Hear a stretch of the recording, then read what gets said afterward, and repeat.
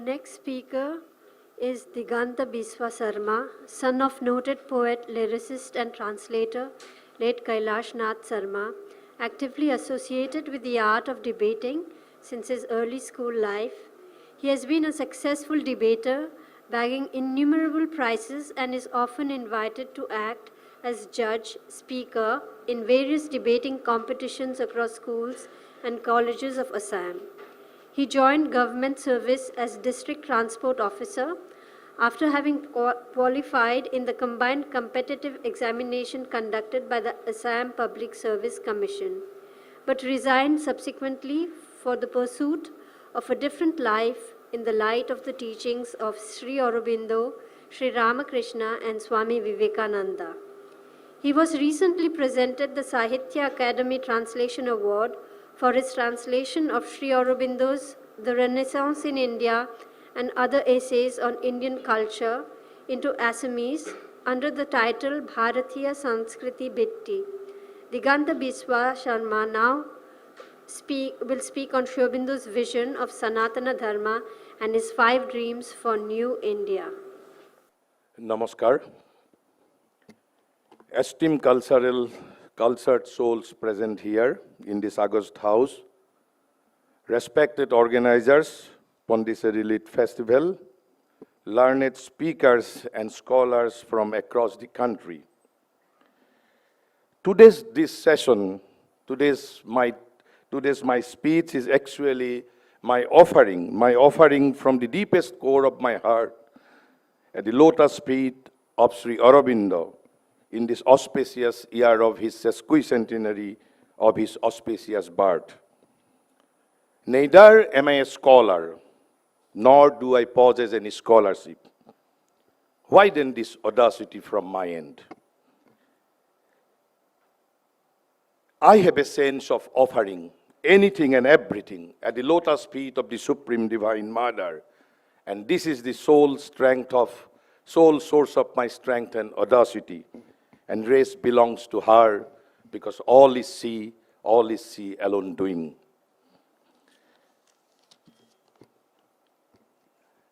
Do you know what was the last statement of Swami Vivekananda on Bharatabarsha? Can you guess what he could say?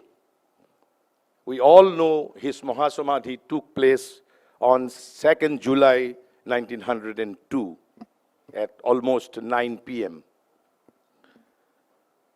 Swamiji was talking to Premananda, his Guru Bhai, at about 5:30 p.m. And at about 9 p.m. his Mahasamadhi took place. So in my research, that was the last statement of Swami Vivekananda on India. And it was uttered just 3.5 hours before his Mahasamadhi. Vivekananda said, India is immortal. India is immortal. But he immediately puts a condition. He said, India is immortal if she persists in her search for God. But immediately he said, but she will die.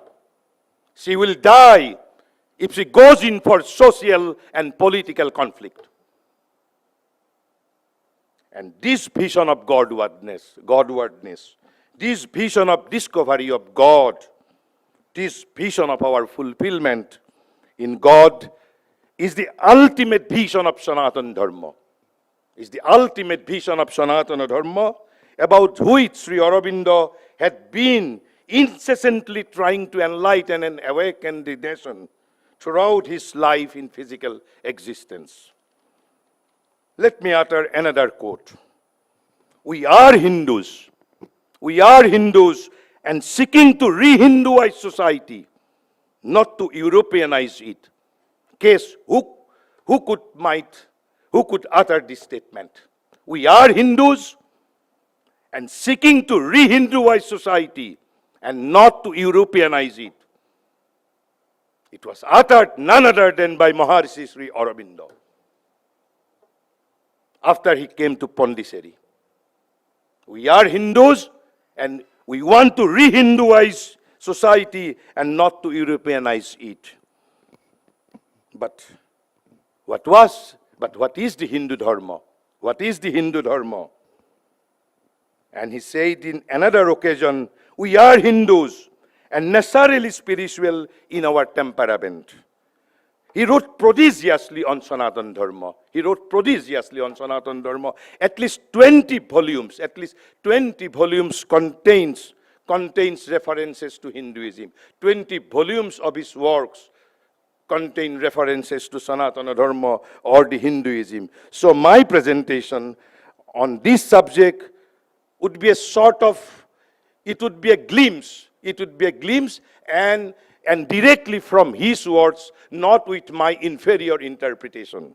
So he said, we are Hindus and necessarily spiritual in our temperament. Because the work which we have to do is a work which no other nation could accomplish. And what is this work?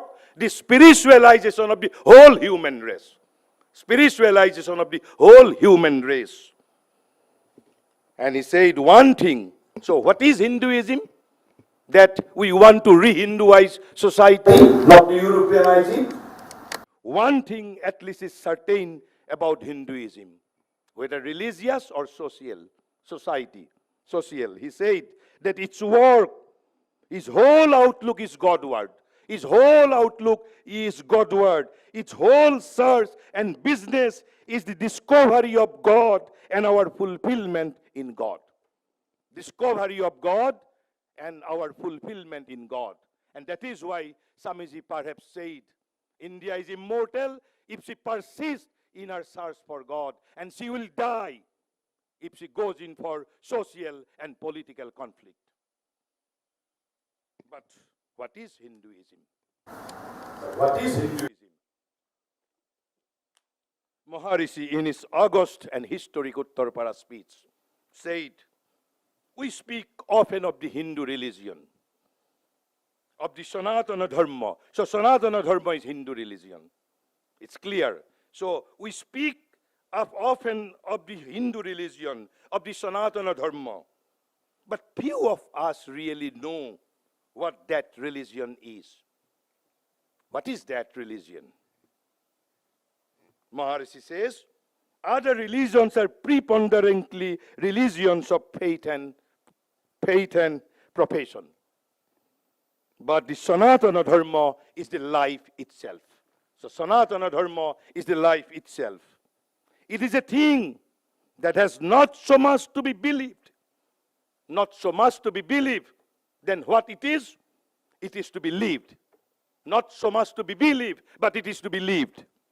This is the Dharma that for the salvation of humanity was cherished in the seclusion of this peninsula from the old. This is the Dharma that for the salvation of humanity was cherished in the seclusion of this peninsula from old.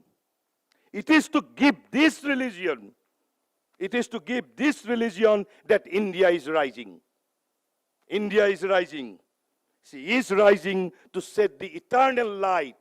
She is rising to set the eternal light entrusted to her over the world.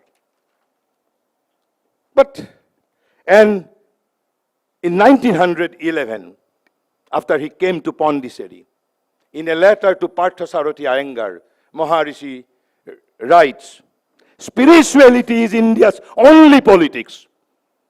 Spirituality is India's only politics. The fulfillment of Sanatana Dharma is only Swaraj. Spirituality is India's only politics, and fulfillment of Sanatana Dharma is only Swaraj. But then what is Swaraj in his vision? Spirituality, we all know. But what is Swaraj in his vision? Maharishi says, in our view, self-government is merely one aspect of Swaraj. Self-government is merely one aspect of Swaraj.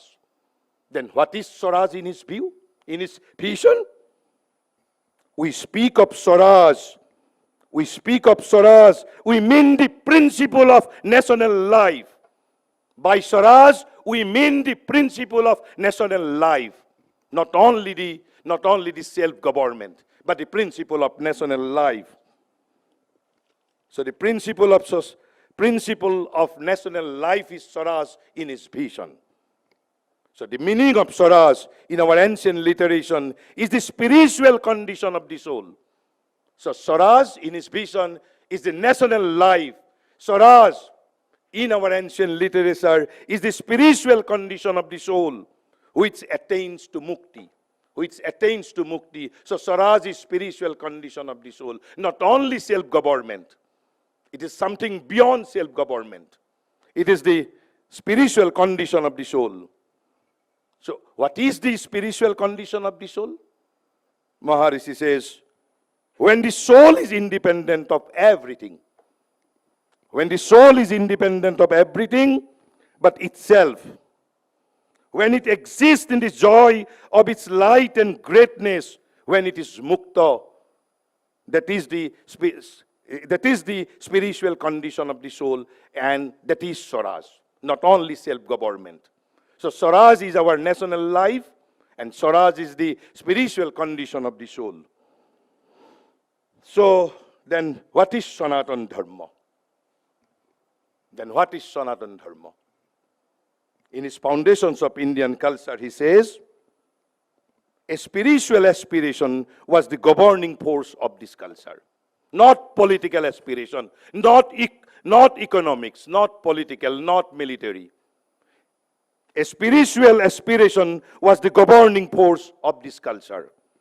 Its core of thought, its ruling passion.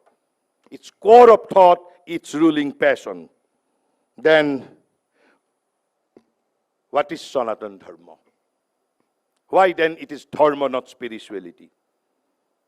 Maharishi says, the highest spirituality indeed moves in a free and wide air. Highest spirituality moves in a free and wide air, far above the lower stage of seeking, which is governed by religious form and dogma. Then why Sanatana Dharma? Maharishi explained, but man does not arrive immediately at the highest inner elevation, and if it were demanded from him at once, he would never arrive there. At first, he needs lower supports. And stages of ascent. He asks for some scaffolding. Or dogma, worship, image, sign, form, symbol. Some indulgence and permission of mixed natured motive on which he can stand while he builds up in him the temple of the Spirit.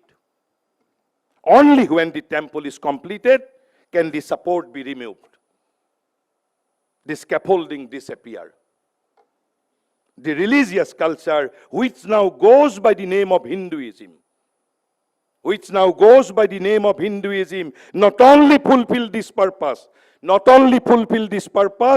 but unlike certain cradle religions, it knew its purpose. And what is its purpose? It gave itself no name. Because it set itself no sectarian limits. It claimed no universal adhesion. Asserted no sole infallible dogma.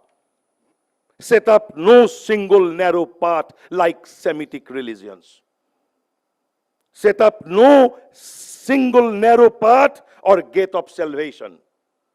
It was less a creed or cult than a continuously enlarging tradition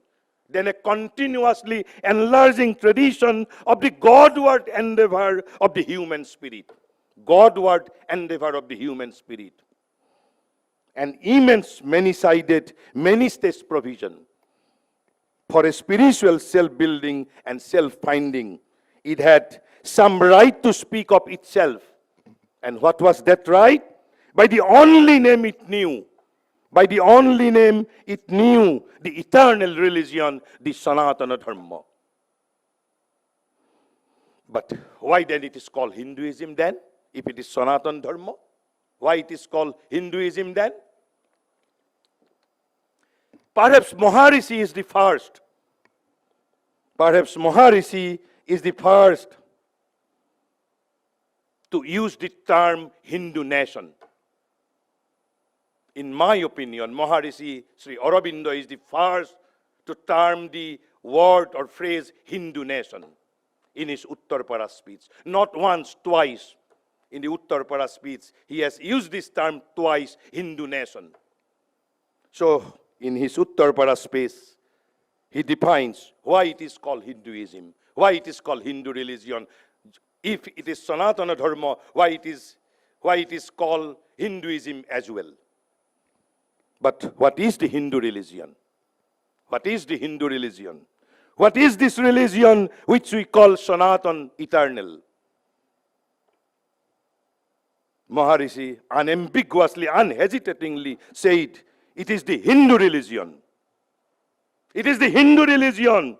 And why? Only because the Hindu nation has kept it. This is the answer. Why it is called Hindu religion? Because Hindu nation has kept it. I think nobody before him used this term Hindu nation. Only Maharishi Aurobindo has used in his Uttarpara speech, twice, not once. So it is the Hindu religion only because the Hindu nation has kept it. Because in this peninsula, it grew up in the seclusion of the sea and the Himalayas. Because in this sacred and ancient land, it was given as a charge to the Aryan race to preserve through the ages. It is Hindu religion because Hindu nation has kept it. So Hindu is a nation, Maharishi said. And that which we call the Hindu religion, is really the eternal religion. Because it is the universal religion, not a religion of India. Because it is the universal religion which embraces all others. If a religion is not universal, it cannot be eternal. If a religion is not universal, it cannot be eternal. A narrow religion, a sectarian religion, an exclusive religion can live only for a limited time. And for a limited purpose. So then he explains what is Hindu religion. This is the one religion that can triumph over materialism. By including and anticipating the discoveries of science and the speculation of philosophy. This is the first characteristic. Second, it is the one religion which impresses on mankind. What it impresses on mankind? The closeness of God to us. And embraces in its compass all the possible means by which man can approach God. And that is why in his synthesis of yoga, Maharishi says, all life is yoga. Not only asana and pranayama, all life is yoga. Yoga is something beyond physical exercise. Yoga is a psychological process. Yoga is not something about asana and the pranayama. Asana and pranayama is one of the 1,000 means of yoga. Yoga is all life is yoga. And that is why he says, it is the one religion which impresses on mankind the closeness of God to us. And embraces in its compass all the possible means by which man can approach God. And that is why Swamiji in his Mahasamadhi day says, India is immortal if she persists in her search for God, and she will die if she goes in for social and political conflict. Then, third characteristics, it is the one religion which insists every moment on the truth, which all religious acknowledge that he is in all man. He is in all men and all things, and that in him we move and have our being. Fourth characteristics, it is the one religion which enables us not only to understand and believe this truth, but to realize it with every part of our being. It is the one religion which shows the world what the world is. And what is the world? Vasudevam Sarvam iti. Vasudevam Sarvam iti, that it is the Leela of Vasudeva. It is the one religion which shows to the world. It is the one religion which does not separate life. It is the one religion which does not separate life in any smallest details from religion, which knows what immortality is. Sanatana Dharma knows, Hindu Dharma knows what immortality is, and utterly remove from us the reality of death. Reality of death. So there is no reality of death. So, but what are the kinds of Hinduism? Then Maharishi says there are two kinds of Hinduism. Two kinds of Hinduism. So there are two Hinduism. One which takes its stand on the kitchen. One which takes its stand on the kitchen and seeks its paradise by cleaning the body. So this is one kind of Hinduism. And there is another kind of Hinduism. What is that? Another which seeks God. Another which seeks God, not through the cooking pot, not through the cooking pot and the social convention, but in the soul. But in the soul. And it is the Hinduism of Bhishma and Sri Krishna. So the second kind of Hinduism is the Hinduism of the Bhishma and Krishna, of Shankara and Chaitanya. The Hinduism which exceeds Hinduism. The Hinduism which exceeds Hinduism. And its watchword is not Kriya. The second kind of Hinduism, its watchword is not Kriya, but then what? But Karma. Not Kriya, but Karma. Not Shastra. Not Shastra, but Jnanam. Not Shastra, but Jnanam. Not Asara, but Bhakti. So, not Kriya, but Karma. Not Shastra, but Jnanam. Not Asara, but Bhakti. So, are we to reject Asara, Kriya and Shastra? Maharishi says, no, not at all. Maharishi says, yet it accepts Kriya, Shastra and Asara. But how? Not as ends to be followed. Not an ends to be followed for their own sake, but as means to perfect karma, jnanam and bhakti. So to perfect karma, jnanam and bhakti, we need kriya, asara and the shastra. So why then Maharishi says Sanatana Dharma is nationalism? Then Maharishi says Sanatana Dharma is the nationalism. Why Sanatana Dharma is nationalism?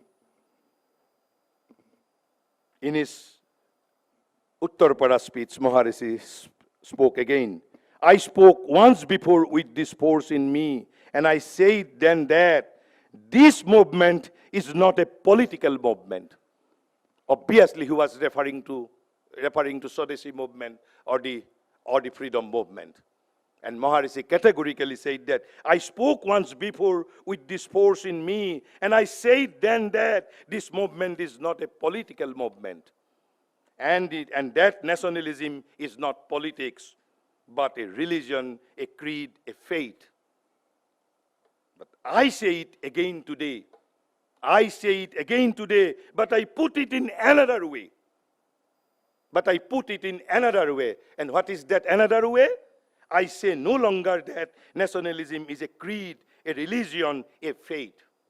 Then what it is? I say it is the Sanatana Dharma.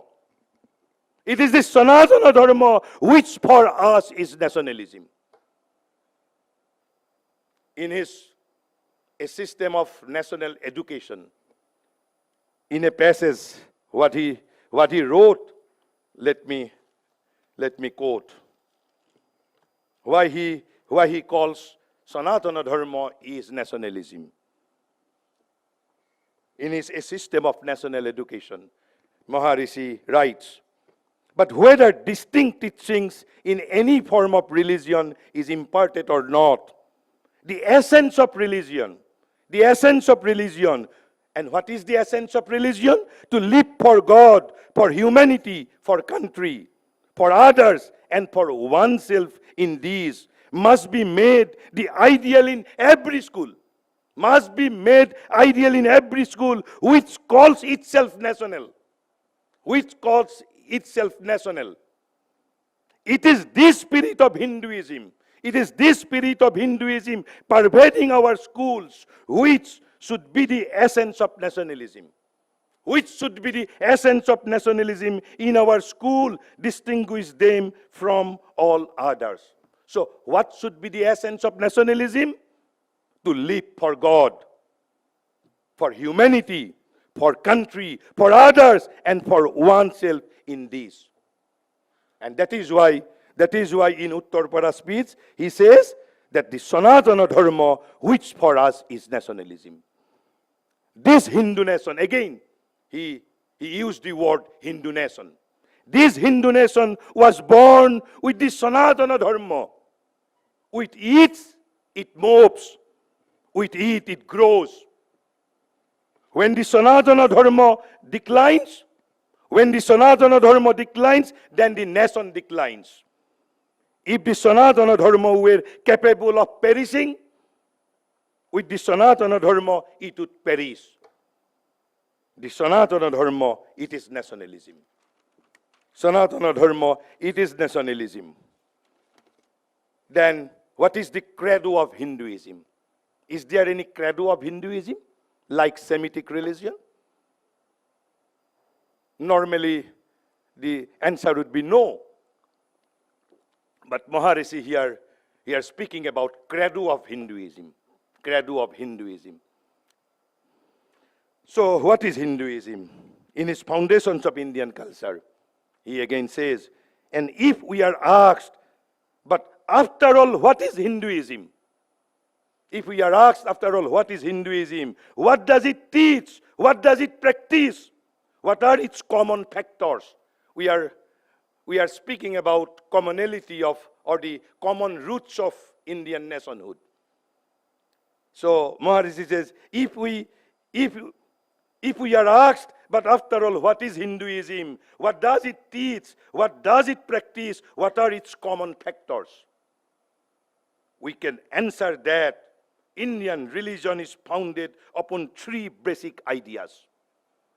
Hinduism is based on three basic ideas. And what are three basic ideas? Or rather, three fundamentals of a highest and widest spiritual experience. Three fundamentals. And what is these three fundamentals of Hinduism?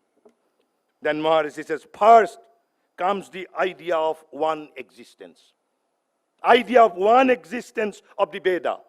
One existence of the Veda, to whom sages give different names. And those different names all we know. And Maharishi says, this is the first common foundation. So, ekang sat vipra bahuda vadanti. This is the first credo. This is the first credo. This is the first common foundation, but it can be and it is expressed in an endless variety of formulas by the human intelligence. So this is the first credo. And what is its second basic idea? Maharishi says, for its second basic idea is the manifold ways of man's approach. Manifold ways of man's approach to the eternal and infinite. So first one is one existence, one reality, one ultimate truth. But ekong sot vipra bahuda bodanti. And what is its second credo? Second fundamental? The second fundamental is the manifold way of man's approach. Manifold way of man's approach to the eternal and infinite. And what is its third credo? Maharishi says the third idea of strongest consequence at the base of Indian religion is the most dynamic for the inner spiritual life. And what is that? So it is that while the supreme or the divine can be approached through a universal consciousness and piercing through all inner and outer nature, that or he can be made by each individual soul in itself, in its own spiritual part. So the inner divinity, the divinity within. So this is the third credo. So these are the three credos. So one existence, ekong sot vipra bahuda bodanti. The manifold ways, joto mot toto pot, manifold ways. And the third is our inner divinity. So that or he, that, either it is thought or he can be made by each individual soul in itself, in its own spiritual part. So this is together this. So because then Maharishi says, if there is any credo, if any credo is needed, so these three things put together are the whole of Hindu religion. These three things are the whole of Hindu religion, its essential sense, and if any credo is needed, it's credo. If any credo is needed. Then what is the relation between Veda and Hinduism? Maharishi clearly says, I believe that Veda to be the foundation of Sanatana Dharma. Veda to be the foundation of the Sanatana Dharma. Then next important thing is, I was supposed to speak about his fivefold, his dreams for New India. And already yesterday, many speakers have spoken about his 5 dreams. So let me speak about his fourfold sadhana. His fourfold sadhana, and what was that fourfold sadhana, and conclude. His fourfold sadhana. And before that, Maharishi says, Ramakrishna gave to India. Bhagavan Ramakrishna Paramahansa gave to India the final message of Hinduism to the world. Final message of Hinduism to the world.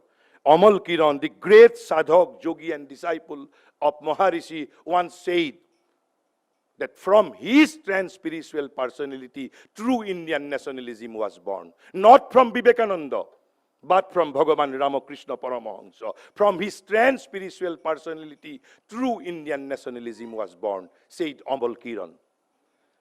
So Maharishi says, Sri Ramakrishna gave to India the final message of Hinduism to the world. So what is his fourfold sadhana?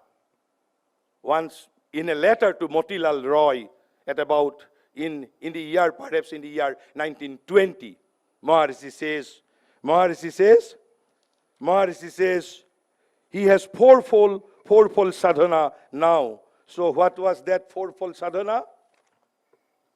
The first was to re-explain Sanatana Dharma. To re-explain Sanatana Dharma to the human intellect in all its parts from a new standpoint. Re-explaining the Sanatana Dharma to the world. This is his first sadhana. And what was the second? On the basis of the Vedic knowledge. To establish a yogic sadhana. Which will not only liberate the soul, but prepare a perfect humanity.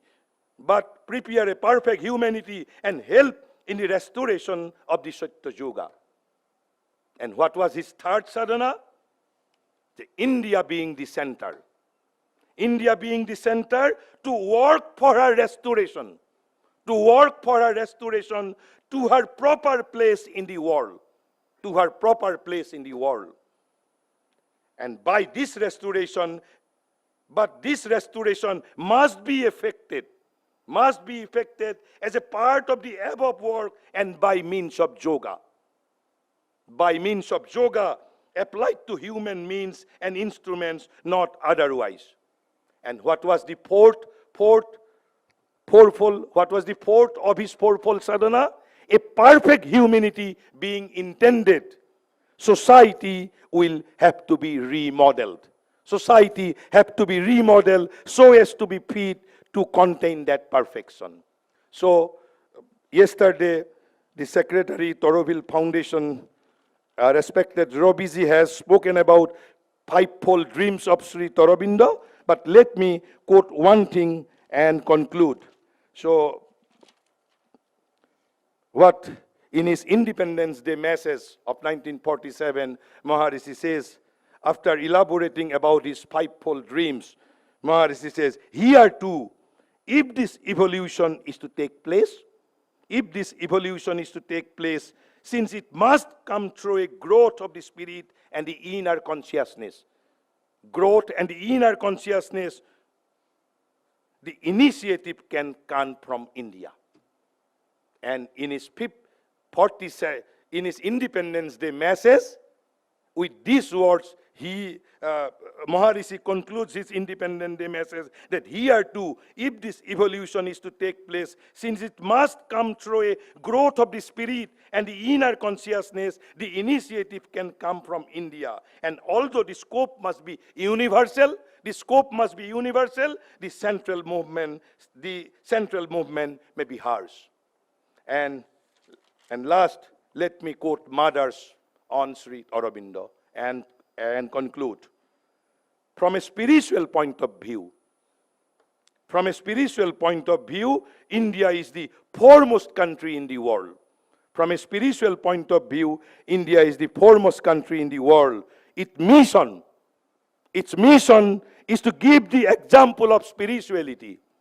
And Sri Aurobindo came on earth to teach this to the world. Thank you and namaskar to all. And with my gratitude, let me conclude here. Thank you.